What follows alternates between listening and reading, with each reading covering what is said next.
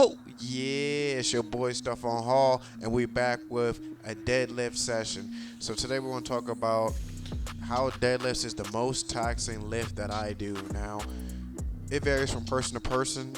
Sometimes squats is the movement that taxes someone the most, and sometimes it's deadlifts.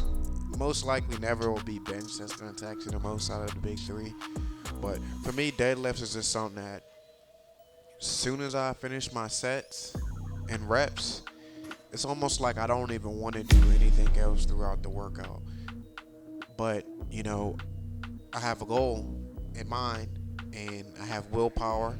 And, for the most part, I'm motivated on deadlift days. If I am motivated once or twice throughout the week, just because it's a movement that I haven't really been doing for that long. I remember coming to the gym and never doing deadlifts.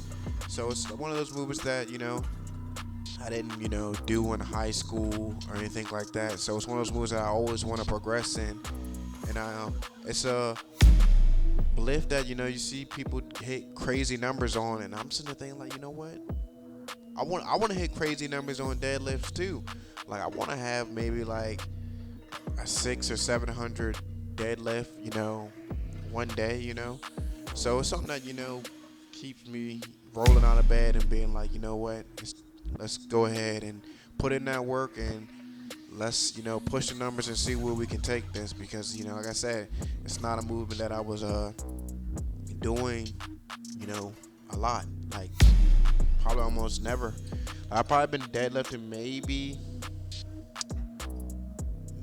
like 3 years. So it's just something that, when you have a new movement or you got something new and fresh, you want to grind at it. It's something like when you pick up a new sport. Like, let's say if you're playing basketball or something and you're having fun with your friends, but you're not really that good at it, you're going to start putting in that work. You'll start grinding because, it's something new and, you have a new challenge at hand. And that's how I feel about deadlifts.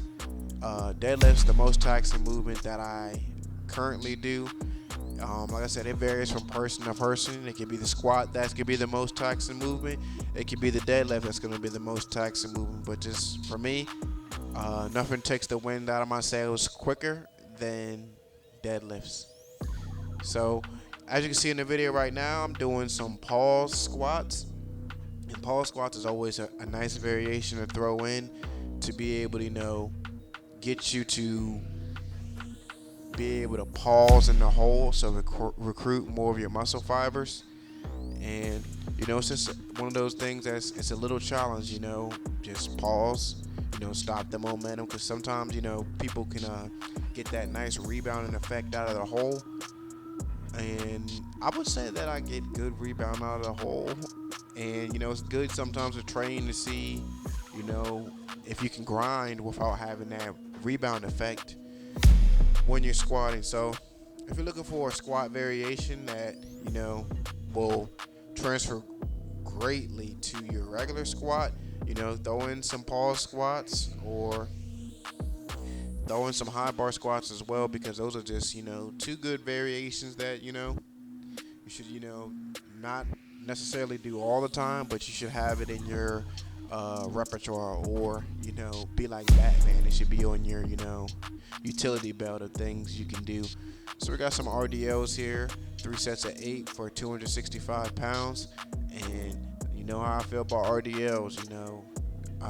It's a deadlift variation, and helps those hamstrings out tremendously. And you need strong hamstrings when you deadlift, but I'm a low bar squatter, so you definitely need strong hamstrings, because that's the primary movement that is primary muscle that's gonna help you push the movement.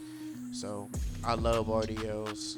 I mean, by far one of my favorite deadlift variations that you can possibly do. So if you're not doing RDLs, man, I don't know what you're doing, man. Go ahead and do those RDLs. Practice makes perfect, and then you always want to have a movement that you're practicing how you play.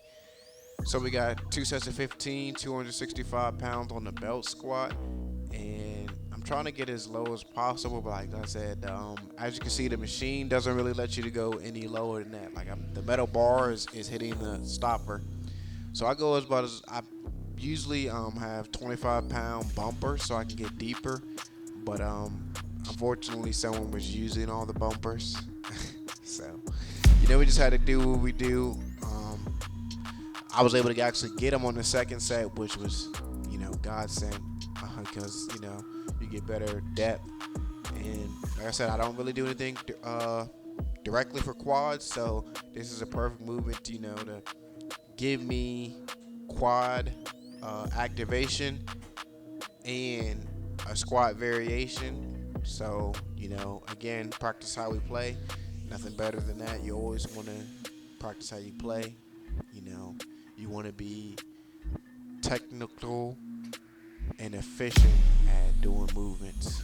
So we got 2 sets of 15 with a 100-pound kettlebell, goblet squats, and another not bench variation, another squat variation that I think is underrated because you can get really deep, and it's practicing how you play, and there's nothing better than that. So with that being said, make sure you like, comment, and subscribe. Turn on that notification bell so you never miss an upload from me.